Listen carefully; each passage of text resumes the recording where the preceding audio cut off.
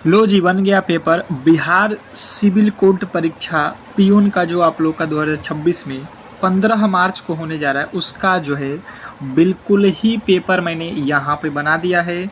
और बिल्कुल आप जो है अगर एग्ज़ाम देने जा रहे हो 15 मार्च को, तो 100% है कि प्रश्न बिल्कुल ऐसा ही आने वाला है। इससे एक भी प्रश्न बाहर नहीं आएगा, क्योंकि जो आप लोगों का सिलेबस दिया है, जो आप लोगों का बिहार सिविल कोर्ट पियून का जो आप लोगों का सिलेबस है 2026 का, उसके अकॉर्डिंग ये जो है आप लोगों के मैंने प्रश्नों को बनाया हुआ है और बिल्कुल ही पेपर इससे बाहर नहीं आएगा, इसकी 100% गारंटी है।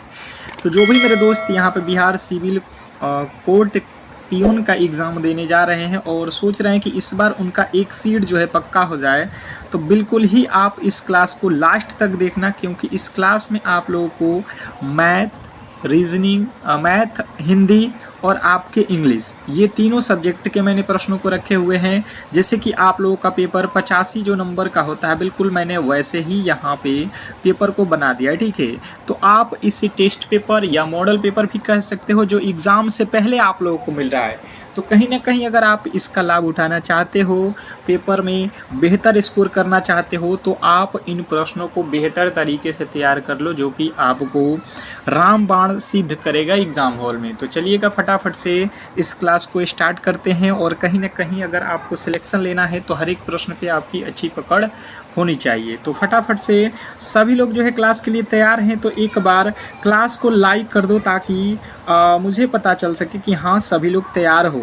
और जो चैनल पे नए आए हैं, तो चैनल को सब्सक्राइब कर लो, क्योंकि ये क्लास आपको सुबह शाम दोपहर तीनों टाइम हम प्रोवाइड कर रहे हैं बिल्कुल फ्री में, ताकि आपका जो है एक सीट पक्का हो सके। तो आप हर एक क्लास को करोगे तो ही संभव है, ठीक है। तो पहले प्रश्न की ओर चलेंगे और पहले हम लोग हिंदी के प्रश्नों को देखते हैं। पहला प्रश्न कह रहा है कि वक्रोक्तिक का संधि विच्छेद क्या होगा। वक्रोक्तिक का जो है संधि विच्छेद क्या होगा, देखिएगा। थोड़े से आज प्रश्नों का लेवल आपके लिए मैंने हाई रखा है, ठीक है। कोई दिक्कत नहीं है, हर एक टाइप के प्रश्न मिलेंगे, तो आप बेहतर तरीके से बताने की कोशिश करेंगे। देखिए, वक्रोक्ति का जो संधि विच्छेद होगा, तो आप क्या करोगे, वक्र तो लिखा गया है, यहाँ से आप सीधा सीधी देख रहे हो, तो वक्र प्लस क्या हो जाएगा आपका यहाँ पे उक्ति, क्या हो जाएगा आपका उक्ति।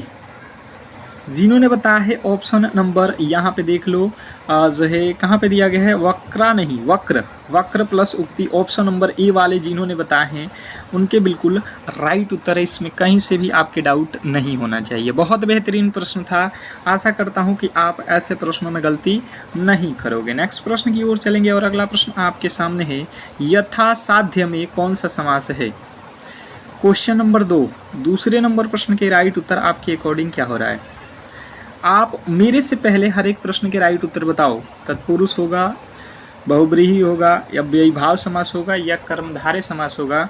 ये चारों में से जो भी आपके राइट उत्तर बन रहा है, कमेंट बॉक्स में बताने की कोशिश करेंगे। सभी लोग बताएंगे क्वेश्चन नंबर दूसरे का राइट उत्तर क्या होने वाला है। जैसे कि आप समझने की कोशिश करेंगे, तो इसके राइट उत्तर आपको पता चल जाएगा। यहाँ पे क्या लिखा है, साध्य। क्या लिखा है, साध्य। मुझे दिखा साध्य, और उसके पहले जो है यहाँ पे लिखा हुआ है यथा। यथा जो है क्या है, उपसर्ग, उपसर्ग है। तो कभी भी किसी भी शब्द में उपसर्ग दिखे, तो आपको अब व्ययभाव समास लगाना है। मैंने बताया हुआ है आपको ये ट्रिक, गलती नहीं करोगे, बिल्कुल ऑप्शन नंबर सी के साथ ही जाओगे। नेक्स्ट प्रश्न की ओर चलेंगे और अगला प्रश्न आपके सामने है, देखिएगा। उहापोह का सही पर्यायवाची शब्द क्या होगा। उहापोह का जो है सही पर्यायवाची, देखिएगा आज के थोड़े से प्रश्नों की जो है लेवल मैंने हाई रखा है, ठीक है। तो थोड़ा सा आप लोग को अच्छे तरीके से इस प्रश्न को करना है, क्योंकि सारे प्रश्न कहीं ना कहीं अलग जो है अलग अलग हैं। बहुत डिफ़िकल्ट है, थोड़े से आज का पेपर हार्ड होगा, पर आप हार्ड प्रश्न करके जाओगे तो वहाँ पे आप आसानी से इजी प्रश्न को करके आओगे। ये होता है असमंजस। ऑप्शन नंबर बी जो है आप लोगों का बिल्कुल राइट उत्तर है। नेक्स्ट प्रश्न की ओर चलेंगे और अगला प्रश्न आपके सामने है, अवन्य का संधि विच्छेद क्या होगा। बहुत बहुत इम्पोर्टेंट प्रश्न, स्टार लगा लो। और एक बार फिर कह रहा हूँ कि जो भी मेरे दोस्त इस क्लास को लाइक शेयर नहीं किए हो यार, कम से कम कर दो। आपके लिए फ्री क्लास है, जितना मेहनत से हम करा रहे हैं, तो इसका 1% भी आप मुझे सपोर्ट करोगे तो आपके लिए हम जो 2-3 दिन बचा हुआ है उसमें बेहतर से बेहतर जो भी क्वेश्चन है उसको करा देंगे। तो यहाँ पे क्या होगा, अन्वय का जो है संधि विच्छेद। सबसे पहले आप देखो कि यहाँ पे क्या है, आधा न है, तो आधा न क्या हो जाएगा, अनु प्लस क्या हो जाएगा, अय। आप देख लो ये कहाँ पे दिया गया है, अनु प्लस अय। तो ऑप्शन नंबर बी वाले जो भी मेरे दोस्त थे उनके बिल्कुल राइट उत्तर है ऑप्शन नंबर बी। चौथे नंबर प्रश्न के राइट उत्तर जिन्होंने बताया है ऑप्शन नंबर बी, उनका बिल्कुल राइट उत्तर है। नेक्स्ट प्रश्न की ओर चलेंगे और अगला प्रश्न आपके सामने है, यशांक का जो है पर्यायवाची शब्द क्या है। यशांक का पर्यायवाची शब्द आप लोगों से पूछा गया है क्वेश्चन नंबर 5। 5वें नंबर प्रश्न के राइट उत्तर पे आप लोग सभी लोग बताओगे कि जो है सूर्य होगा, चंद्रमा होगा, तारा होगा या बादल होगा। शशांक किसे कहा जाता है, शशांक किसे कहा जाता है। तो जिन्होंने बताया है शशांक यानी कि चंद्रमा को कहा जाता है, ऑप्शन नंबर बी जो है, जो भी मेरे दोस्त बताए हैं उनका 100% सही उत्तर है। इसमें कहीं से भी आपकी गलती नहीं है। मुझे लगता है कि बहुत बेहतरीन तरीके से आपने इस प्रश्न के राइट उत्तर चुना होगा। नेक्स्ट प्रश्न की ओर चलेंगे और अगला प्रश्न आपके सामने है, देखिएगा, कह रहा है यहाँ पे, अधुनातन का विलोम शब्द क्या है।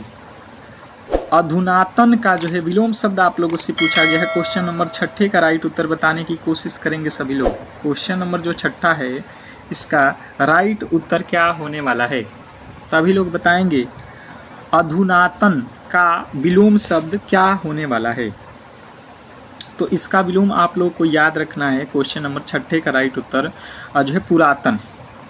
अधुनातन का क्या होगा, पुरातन। ऑप्शन नंबर बी जो है आपका बिल्कुल राइट उत्तर है। नेक्स्ट प्रश्न की ओर चलेंगे और अगला प्रश्न है, कंकाली में आटा गीला होना। कंकाली में आटा गीला होना मुहावरे का अर्थ क्या है। बहुत बहुत इम्पोर्टेंट प्रश्न बताएंगे सभी लोग। क्वेश्चन नंबर 7 पे आ चुके हैं और 7वें नंबर प्रश्न के राइट उत्तर सभी लोग बताएंगे। तो देखिए, बोला जाता है कि कंकाली में आटा गीला होना अर्थात कि जो है मुसीबत में और मुसीबत आना। ठीक है, मुसीबत में और मुसीबत आना, यानी कि ऑप्शन नंबर बी जो है आप लोगों के बिल्कुल राइट उत्तर है। इसमें कहीं से भी आपके डाउट नहीं होने चाहिए। नेक्स्ट प्रश्न की ओर चलेंगे और अगला प्रश्न है, निम्नलिखित में से कौन सा शब्द तत्सम है। निम्नलिखित में से कौन सा शब्द तत्सम है। क्वेश्चन नंबर 8, 8वें नंबर प्रश्न के जो राइट उत्तर है बताने की कोशिश करेंगे सभी लोग। क्वेश्चन नंबर 8 पे आ चुके हैं। क्या लगता है आपको, 8वें नंबर प्रश्न के राइट उत्तर बताइएगा सभी लोग। क्वेश्चन नंबर 8वें के जो राइट उत्तर है, जो भी मेरे दोस्त यहाँ पे बता रहे हैं, 8वां नंबर प्रश्न का राइट उत्तर ओष्ठ बिल्कुल राइट उत्तर है। ओष्ठ किसका होता है, ओठ का। ओठ का तत्सम रूप क्या है, ओष्ठ होता है। ऑप्शन नंबर बी जो है आप लोगों का बिल्कुल राइट उत्तर है। नेक्स्ट प्रश्न आपके सामने है, जो इंद्रियों द्वारा जो है न जाना जा सके वाक्य के लिए एक शब्द क्या होगा। वेरी वेरी इंपॉर्टेंट प्रश्न आपके लिए। ये एग्ज़ाम हॉल से पहले तैयार कर लो, बहुत बहुत इफेक्ट पड़ेगा आपके एग्ज़ाम हॉल में। ठीक है, तो जो भी मेरे दोस्त क्लासेज मिस कर रहे हैं, बिल्कुल भाई साहब डेली ज्वाइन करो क्लास। चैनल को सब्सक्राइब करके रखोगे तो हर एक क्लास का नोटिफिकेशन पहुंचेगा। तो जो इंद्रियों द्वारा जो है न जाना जा सके, जिन्होंने बताया है यहाँ पे कि उसे जो है क्या बोला जाता है, तो उसे जो है आप लोगों को याद रखना है कि उसे बोला जाता है आप लोगों का अगोचर, या आप कह सकते हो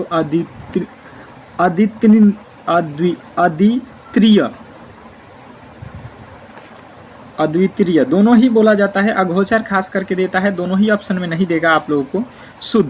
शुद्ध वर्तनी का चयन करना है आप लोगों को। इसमें जो है शुद्ध चुनना है कि कौन सा वर्ड शुद्ध लिखा गया है। सन्यासी का जो है सही जो है रूप बताना है। बताएंगे यहाँ पे 100% लोग फंसते हैं। आपको मैंने बताया है कवित्री, आशीर्वाद, श्रृंगार और अब जो है सन्यासी। ये जो 5-6 जो वर्ड हैं, ये वर्तनी शुद्धिकरण में 100% पूछा जाने वाला जो है शब्द है। तो देखिए, सन्यासी जो लिखा गया है ऑप्शन नंबर ए बिल्कुल राइट उत्तर है। आपको स के ऊपर ना होना चाहिए, फिर या में से ना होना चाहिए, तब जाके ये बिल्कुल राइट उत्तर है। अगला प्रश्न आपके सामने है, वीणा पाणी में कौन सा समास है। वीणा पाणी में कौन सा समास है? स्टार लगा लो, प्रश्न सिलेक्शन वाला है। वीणा पाड़ी में कौन सा समास है? Question number 11। 11वें नंबर प्रश्न के राइट उत्तर बताने की कोशिश करेंगे सभी लोग। 11वें नंबर प्रश्न पे आ चुके हैं। देखिए वीणा पाड़ी जो शब्द है इससे आपको तुरंत ही पता चलता है ये सरस्वती जी को कहा जाता है, यानी कि बोल रहे हैं कुछ और, उसका मीनिंग कुछ और हो रहा है, तो बिल्कुल आप सी के साथ जाओगे। और खास करके देवताओं के नाम हमेशा ही बहुब्रीही होता है, आपको याद रखना है। नेक्स्ट प्रश्न आपके सामने है, आप लोगों से कह रहा है कि प्रमत्त का जो है अर्थ स्वेच्छाचारी होता है, इसका जो है दूसरा अर्थ क्या है बताइएगा। तो यहाँ पे आप लोगों को ध्यान देना है कि प्रमर्त का अर्थ एक होता है स्वेच्छाचारी, तो इसका दूसरा अर्थ जो है आप लोगों को ध्यान देना है कि उन्मत्त, यानी कि पागल। उन्मत्त कह सकते हो, पागल कह सकते हो। ऑप्शन नंबर ए जो है आप लोगों का बिल्कुल राइट उत्तर है। नेक्स्ट प्रश्न की ओर चलेंगे और अगला प्रश्न है पत्थर की जो है लकीर होना। मुहावरे का अर्थ क्या है? पत्थर की लकीर होना। स्टार लगाओ, ये प्रश्न आपको सिलेक्शन दिलाएगा, ये क्लास आपको सिलेक्शन दिलाएगा। तो इस क्लास को ज़्यादा से ज़्यादा लाइक करो ताकि ऐसे ही क्वेश्चनों के साथ हम आपके लिए सुबह शाम दोपहर हाजिर हों। जितना सपोर्ट करोगे, जितना ही इसको प्यार दोगे, उतना ही बेहतर तरीके से हम डेली क्लास कराएंगे। तो जिन्होंने बताया है कि पत्थर की लकीर होना मतलब अमिट होना, मतलब पक्की बात का जो पक्का होता है, अमिट होना उसको कहा जाता है।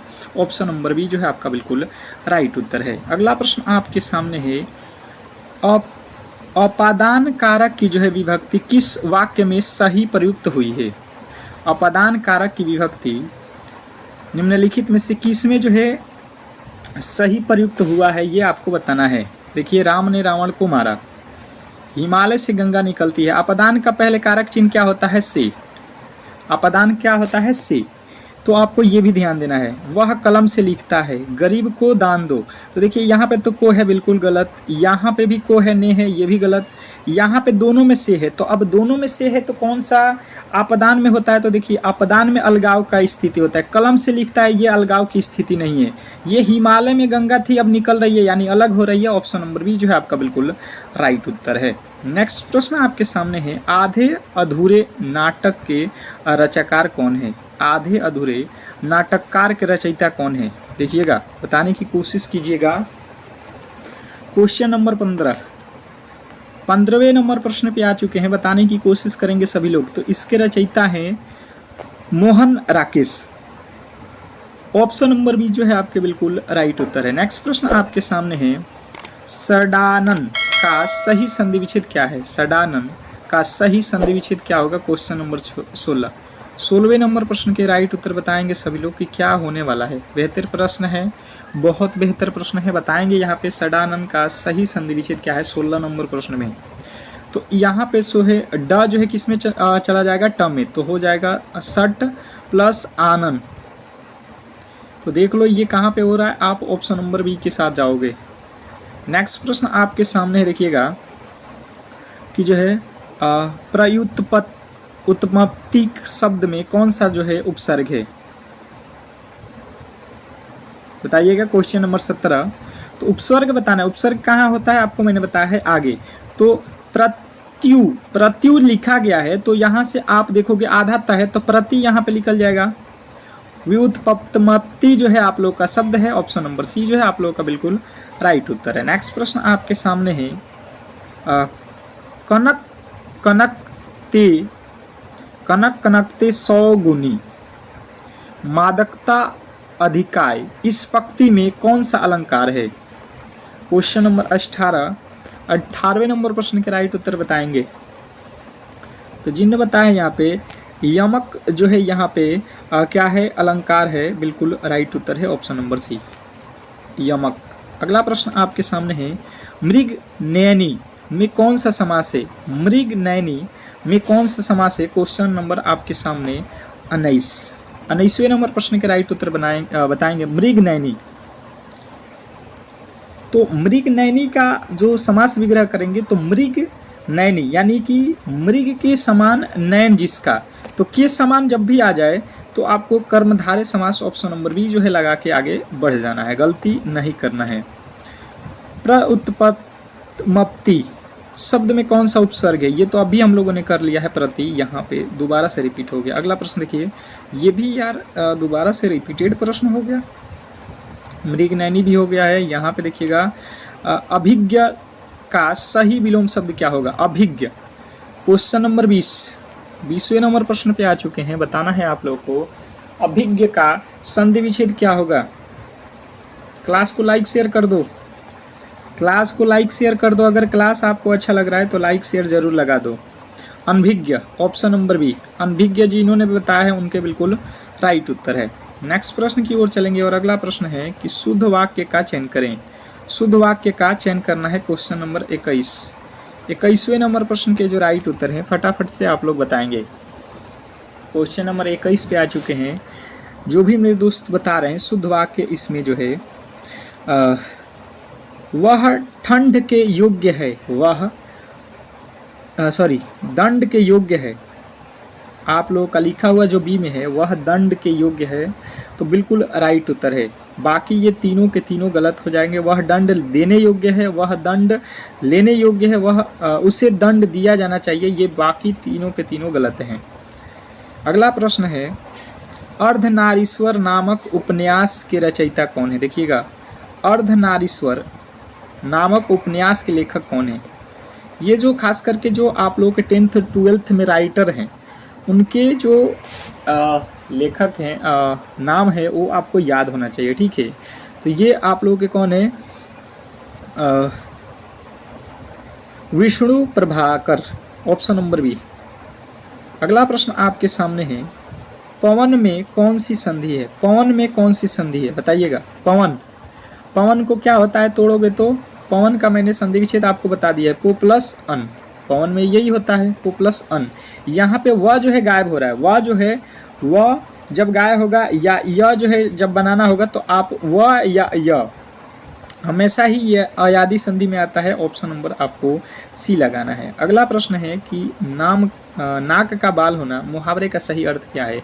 नाक का बाल होना ये मैंने पिछले क्लास में भी कराया था। ये मैं चाह रहा हूँ कि कमेंट बॉक्स में सभी लोग बताएंगे।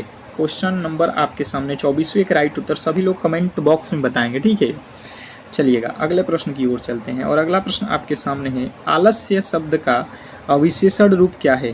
आलस्य शब्द का विशेषण रूप। क्वेश्चन नंबर 25वें नंबर प्रश्न के जो राइट उत्तर हैं बताने की कोशिश करेंगे कि क्या होने वाला है।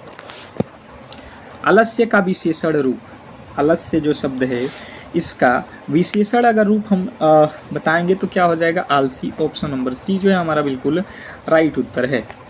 नेक्स्ट प्रश्न की ओर चलेंगे और अगला प्रश्न आपके सामने देखिएगा, गणित का प्रश्न स्टार्ट हो रहा है, ठीक है।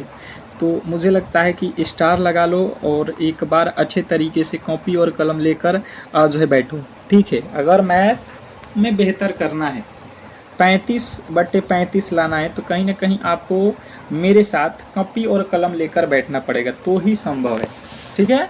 समझ गए होंगे क्लियर बात को? बिल्कुल। चलिएगा अब देख लेते हैं प्रश्नों को स्टार्ट। 2/3, 8/9 और 10/27 का महत्तम समापवर्तक आप लोगों को ज्ञात करना है। आपने तो छोटे छोटे महत्तम समापवर्तक पढ़ा होगा, पर बट्टा में दे दे तो आपको क्या करना है? तो देखिए, कभी भी महत्तम समापवर्तक या लघुत्तम समापवर्तक आपको बट्टा में पूछा जाए तो आपको ध्यान देना है कि जो पूछा गया है, अगर HCF पूछा गया है तो HCF बट्टा के ऊपर वालों को ऊपर के निकालेंगे और नीचे वाले LCM निकालेंगे। मतलब जो पूछा जाएगा वह ऊपर वाला वैल्यू निकालेंगे। अगर यहाँ पे LCM पूछता है तो ऊपर LCM निकालते और HCF नीचे निकालते। यही यहाँ पे जो है आप लोगों को ध्यान देना है। तो अब जो है यहाँ पे ध्यान दो, ऊपर 4, 2, 8 और 10 का जो है क्या निकालना है? HCF। आपको मालूम है कि इन सभी जो है 2, 8, 10 ये किस पहाड़े में सभी कट जाएं, तो यहाँ पे जो है आप कहिएगा 2। आप निकाल के भी देख सकते हो, 2 ही आएगा इसका HCF। अब जो है नीचे क्या है? 3, 9, 27। इसका क्या निकालना है? LCM। क्या निकालना है आपको? LCM। तो इसका LCM कितना हो जाएगा? 9, 3, 27। ये कितना हो जाएगा? 27। यानी कि टोटल आप देख लो, HCF बटा LCM निकालना है तो 2/27 जो है आपके बिल्कुल राइट उत्तर है। इसमें कहीं से भी आपको डाउट नहीं होना चाहिए। मुझे लगता है आप बिल्कुल समझ गए होंगे और आप आसानी से एग्जाम हॉल में करके आएंगे ऐसे प्रश्नों को। नेक्स्ट प्रश्न आपके सामने है कि यदि ए की आय बी की आय से 25% अधिक हो तो ए की आय बी की आय से कितना परसेंट कम है। बहुत बहुत बेहतरीन प्रश्न है। मुझे लगता है कि ये प्रश्न आपके लिए रामबाण सिद्ध होगा जब आप एग्ज़ाम हॉल में बैठोगे, और मुझे लगता है कि इसके बाद से ऐसे प्रश्न कभी भी आपके जो है सामने आएगा तो आप बना भी लोगे जो मैं करा रहा हूँ। आप लोग एक बार कमेंट बॉक्स में बताओ क्या समझ में आ रहा है क्वेश्चन, क्या आपको मैथ के जो क्वेश्चन है क्लियर समझ में आ रहा है कि नहीं, सभी लोग बताएंगे। देखिए सबसे पहले दो लोग हैं, एक है ए भाई साहब, एक है बी। इसने कहा ए कि बी से 25% अधिक है, बी से 25%, यानी मैंने देखा तो बी को मैंने कहा कि 100 है, तो ए जो है इससे 25% अधिक है भाई साहब, यहाँ पे ये 125 होगा। यही तो बात कह रहा है कि ए अधिक है बी से, कितना 25%, हमने कर दिया। इसने कहा बी जो है ए से कितना कम है, अब बताना है कि ए जो है ए ये बी जो है ए से कितना कम है। तो यहाँ से हम देखें तो कितना कम हो रहा है, 100 जो है 125 से कितना कम हो रहा है, 25, कितने पर 125 पर, अगुणे 100, ए से कम हो रहा है तो ए को नीचे रखोगे। 25 के पहाड़ में 25 5 125, 25 25 100, 5 के पहाड़ में 20 5 100, 20% जो है यहाँ पे कम है। ऑप्शन नंबर ए के साथ जाओगे। नेक्स्ट प्रश्न, अगला प्रश्न आपके सामने, यदि 10% और 20% के दो क्रमिक छूट कहीं पे दिए जा रहे हैं तो इसका एकल छूट बराबर क्या होगा। इसका एकल छूट जो है हम लोगों से पूछा जा रहा है। बहुत ही इंपॉर्टेंट प्रश्न है, मुझे लगता है कि यहाँ पे जो है आप लोग फंसने वाले हो। ये एकल छूट के जो है आप लोगों के फॉर्मूले अगर मालूम है तो आप कर सकते हो। एकल छूट के फॉर्मूले क्या होता है, मैं आपको लिखवा देता हूँ, आप आसानी से कर सकते हो। a plus B minus A B बट्टा 100, यही तो होता है। ये मान लो a है और ये मान लो b है, ठीक है। आप कहोगे 10 प्लस 20 और माइनस में हो जाएगा 10 गुणे 20, 10 गुणे 20 और बट्टा में हो जाएगा 100। यहाँ से देख लो 1 0 से 1 0, 1 0 से 1 0, 10 और 20 जोड़ोगे 30 और 30 में से 2 घटा दोगे, आपका जो राइट उत्तर है ये 28%। इसका एकल छूट कितना हो जाएगा, 28%। इसको आप 100 मानकर भी बना सकते हो, पर आप कम समय में और बेहतर तरीके से बनाने की कोशिश करना है और आसानी से, तो आप इसको याद रखोगे। बिल्कुल क्लियर समझ में आया होगा आपको।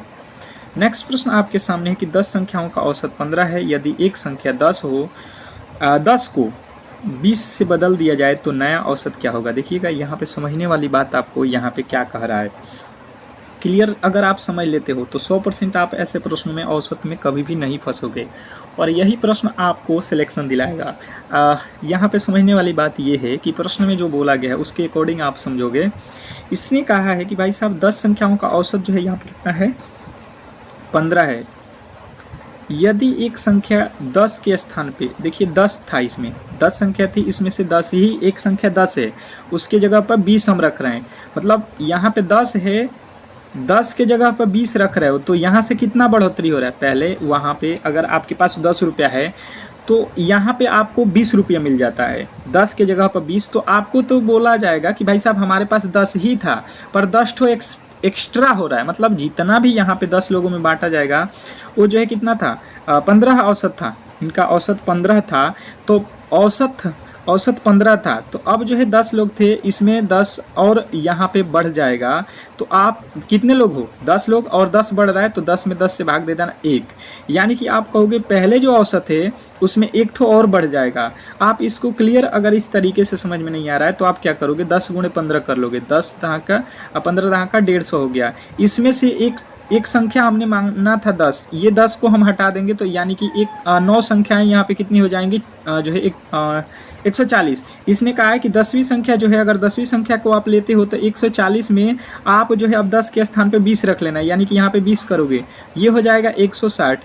160 में अब जो है आपको क्या करना है, 160 में टोटल संख्या कितनी है, 10। अब नया औसत बताओगे तो 16 दहाँ के 160, आराम से ये भी तरीका से आप कर सकते हो, ठीक है। अगला प्रश्न है 1200 रुपये को 2, 3, 5 के अनुपात में विभाजित करने पर सबसे बड़ी जो है हिस्सा क्या होगी। सबसे बड़ी जो है हिस्सा हम लोगों से पूछा गया। देखिए सबसे पहले आप ध्यान दीजिएगा, 3 लोग हैं, एक को देना है 2 हिस्सा, दूसरे को देना है 3 हिस्सा और चौथे को देना है 5 हिस्सा। इसने कहा है कि सबका मिलाकर टोटल 1200 रुपया है। हम तीनों को जोड़ेंगे, तीनों को मिलाएंगे तो यहाँ पे हमारे पास होगा टोटल 1200 रुपया। ठीक है, कोई दिक्कत नहीं। हम जोड़ रहे हैं 3 2 5 और 5 और 5 कितना हो रहा है 10x। इसने कहा है टोटल जो है 1200 रुपया है। यहाँ से 0 काटेंगे तो ये हो जाएगा 120। x का वैल्यू कितना हो रहा है 120। इसने कहा है कि सबसे बड़ा हिस्सा, सबसे बड़ा x का सबसे देख लो यहाँ पे 5 होगा या 3 होगा या 2 होगा, तो आप कहोगे 5 होगा। 5 में x का वैल्यू कितना आएगा 120। 12 25 60, 12 25 60। आपको क्लियर ऑप्शन नंबर सी जो है दिखाई दे रहा होगा। मुझे लगता है कि आप आसानी से इस प्रश्न को समझ गए होंगे और कहीं ना कहीं आप ऐसे प्रश्नों में गलती भी नहीं करोगे। ठीक है, नेक्स्ट प्रश्न की ओर चलेंगे और अगला प्रश्न आपके सामने है। देखिएगा, बहुत बेहतरीन। ए एक काम को 12 दिनों में और बी जो है उसी काम को 18 दिनों में कर सकता है। दोनों मिलकर उस काम को कितने दिनों में कर सकते हैं? मुझे लगता है कि 10 सेकंड का समय मैं दूंगा और सभी लोगों से उम्मीद करूंगा कि इस प्रश्न के राइट उत्तर बता सकें। सभी लोगों से उम्मीद है मुझे कि इस प्रश्न के राइट उत्तर बताने की कोशिश करेंगे। आप देखो यहाँ से ए का जो है वैल्यू कितना दिया है 12 और बी का जो है वैल्यू दिया है यहाँ पे कितना 18। 12 और 18 इन दोनों का एलसीएम लेंगे कितना हो जाएगा 36। 12 और 18 का एलसीएम 36। 12 के पहाड़े में 12 तिया 36, 18 के पहाड़े में 18 दूना 36। यानी कि ए जो है एक दिन में 2 काम करता है, बी जो है एक दिन में, ए जो है एक दिन में 3 काम करता है, बी जो है एक दिन में 2 काम करता है। यानी कि दोनों मिला के ए और बी मिला के कितने काम करेंगे एक दिन में 5। ये कह रहा है कि ए और बी मिलकर टोटल काम कितने दिनों में करेंगे, तो 36 टोटल काम है। यहाँ वाला टोटल काम होता है उसमें 5 से भाग दे दो, 7 पचे 35। आप ऑप्शन नंबर बी के साथ जाओगे 7.2 दिनों में। ऑप्शन नंबर बी जो है आपका बिल्कुल राइट उत्तर है। नेक्स्ट प्रश्न आपके सामने है कि 150 मीटर लंबी एक ट्रेन 54 किलोमीटर प्रति घंटे की गति से चल रही है, तो एक खंभे को पार करने में कितना समय लेगी? सबसे पहले आप देखो, अगर यहाँ पे खंभा खाड़ है, ठीक है, तो इसको पार करना है, यानी कि ट्रेन खुद को ही पार करेगी। खंभा को पार करना है यानी ट्रेन पूरा इस पार से ऊपर उस पार चली जाएगी, यानी कि पूरा पार हो जाएगी खंभे को। तो यानी कि दूरी यहाँ पे 150 ही पार करना है। टोटल दूरी कितना दिया है 150 और स्पीड दिया गया है, तो आपको टाइम निकालना है। तो टाइम बराबर क्या होता है, टाइम बराबर क्या होता है, दूरी बटा समय। दूरी बटा समय, दूरी कितना है 150, समय कितना है यहाँ पे 54। लेकिन यहाँ पे देखो किलोमीटर में है, ये मीटर में है, तो इसको हमें चेंज करना पड़ेगा। तो 5/18 से यहाँ पे गुणा कर दो। 18 तिया 54, यानी कि टी का वैल्यू निकालोगे तो ये हो जाएगा 150 और 18 तिया 54, 3 में 5 से गुणा करोगे 3 पचे 15, यहाँ से काटोगे 15 एकम में 15, यानी कि 10 सेकेंड। आप आसानी से ऐसे प्रश्नों को उड़ा सकते हो अगर आप बेहतर तरीके से समझ के जाओगे एग्जाम हॉल में तो, और वहाँ पे प्रश्न भी इजी लगेंगे। अभी प्रश्न हार्ड लग रहे होंगे पर आपको उस समय जो है इजी हो जाएंगे। एक लंबवृत्तीय बेलन का आयतन ज्ञात कीजिए जिसकी त्रिज्या 7 सेमी और ऊंचाई 10 सेमी है। क्षेत्रमिति के तो प्रश्न आप बिल्कुल ही ये समझ लो कि अगर आपको फॉर्मूले याद है तो बनेगा, नहीं फॉर्मूले याद है तो किसी भी एंगल से आप इसको सॉल्व नहीं कर सकते हो, क्योंकि इसको जो है आपको सॉल्व करने के लिए फॉर्मूले याद होने चाहिए। एक बार फिर कह रहा हूँ कि क्लास को यार कम से कम लाइक कर दो और चैनल को सब्सक्राइब कर दो। जो भी मेरे दोस्त क्लास को देख रहे हो एक बार सपोर्ट कर दो। बिल्कुल बिल्कुल क्लासेज आपको सुबह शाम दोपहर तीनों टाइम चलाया जा रहा है, ठीक है, क्योंकि समय कम है। तो बेलन का आयतन बराबर होता है, बेलन का आयतन होता है πr²h। पाई का वैल्यू कितना हो जाएगा 22/7। आर का वैल्यू कितना दिया है 7, यानी कि 7 का वर्ग स्क्वायर करना है, यानी 2 बार। आर का वैल्यू कितना दिया है 10। ये 7 से 7 कट जाएगा, यहाँ से गुणा कर लो, 7 दूना 14 के 4 और एक 0 लगा दो। 40 अंत में होना चाहिए, 40 अंत में यहाँ पे भी है। 7 दूना 14 और एक 15। 15 वाला बिल्कुल राइट उत्तर है। ऑप्शन नंबर जो है आपका ए। ऑप्शन नंबर ए जो है, जो भी मेरे दोस्त बताए हैं उनका 100% सही उत्तर है। इसमें कहीं से भी गलती नहीं होनी चाहिए। नेक्स्ट प्रश्न आपके सामने है कि जो है कोई राशि साधारण ब्याज पर 5 वर्षों में दुगुनी हो जाती है तो ब्याज की वार्षिक दर क्या होगी? यह प्रश्न थोड़े से आप लोगों को मुझे लगता है कि परेशान करेगा। देखते हैं कौन कौन बना लेता है इस प्रश्न को। 10 सेकेंड का समय है आप लोगों के पास। क्वेश्चन नंबर 34वें के राइट उत्तर सभी लोग बताएंगे क्या होने वाला है आपके अकॉर्डिंग। जैसे प्रश्न में बोला गया है कि जो है कोई धनराशि है, मेरे पास 1 रुपया है तो ये 2 रुपया हो जाता है कब? 5 वर्ष बाद। यानी कि आप देखोगे 1 रुपया से 2 रुपया, तो यहाँ पे ब्याज भी आपको कितना मिलेगा, 1 रुपया ही मिला है। 1 रुपया था आपका और 2 रुपया बन जाएगा, तो 1 रुपया आपको ब्याज मिला है। तो ब्याज बराबर होता है मूलधन, मूलधन आपका 1 रुपया है, मूलधन गुणे समय, समय कितना लगा है 5 वर्ष, दर कितना है मुझे पता नहीं है, दर को आर रहने दो, बट्टा में लिख लो 100, ये 5 के पहाड़े में 20 बचे 100, ये 1 से इधर 20 गुना हो जाएगा तो 20, और इधर ऊपर क्या बचेगा केवल आर, यानी कि आर का वैल्यू 20% जो है आपको राइट उत्तर करना है। 20% पर जो है वो आप लोगों को दिया गया है। ठीक है, आशा करता हूँ कि क्लियर समझ में आ गया होगा। नेक्स्ट प्रश्न की ओर चलेंगे, और अगला प्रश्न आपके सामने है, कह रहा है यहाँ पे कि जो है यदि यहाँ पे दिया गया है 5432x7 संख्या 9 से पूरी तरीके से विभाज्य हो तो x का मान ज्ञात करें। अब सबसे पहले 9 के विभाज्यता के नियम आपको मालूम होना चाहिए, तो आप इस प्रश्न के राइट उत्तर के साथ जा सकते हो। 9 के विभाज्यता का नियम क्या आपको मालूम है, तो आप इस प्रश्न को आसानी से कर सकते हो। नहीं पता है तो फिर आपके लिए मुश्किल हो सकता है, फिर भी आप कर सकते हो, ऐसा नहीं है कि नहीं कर सकते हो। आप भाग दोगे पर ज़्यादा समय लगेंगे, पर क्या हो जाएगा ज़्यादा समय। 9 का विभाज्यता का नियम कहता है कि इनके अंकों का योग जो है, इनके अंकों का योग कर लो, उसमें जो है 9 से भाग लगना चाहिए। ठीक है, तो आप यहाँ पे कर लो 5 और 4 9, 9 और 3, इसके अंकों का योग करो। देखो क्या दिया है 5 4 3 2 और प्लस का 7 और प्लस में x। ठीक है, यहाँ पे 5 4 9 9 3 12 12 2 14 14 7 21। 21 में आपको कितना जोड़ा जाए कि 9 से भाग लग जाए, 9 से 21 में भाग लगेगा नहीं, यहाँ पे 21 में और हमें कितना जोड़ना पड़ेगा 27 होने के लिए, क्योंकि 9 के पहाड़े में 27 ही आता है, तो 6x का वैल्यू आप कहोगे 6 जो है यहाँ पे रखना पड़ेगा। मुझे लगता है आसानी से आप समझ गए होंगे, ऑप्शन नंबर बी। तो इस तरीके से आज की क्लास को हम लोग यहीं पे समाप्त करेंगे। अगर आपको ये क्लास अच्छा लगा है और डेली करना चाहते हैं तो आपके लिए जो है सुबह शाम और दोपहर तीनों टाइम जो है ये आपके क्लासेस प्रोवाइड हो रहे हैं। तो बिल्कुल क्लास को लाइक करके चैनल को सब्सक्राइब करके रखो। मिलते हैं नेक्स्ट क्लास में, तब तक के लिए धन्यवाद।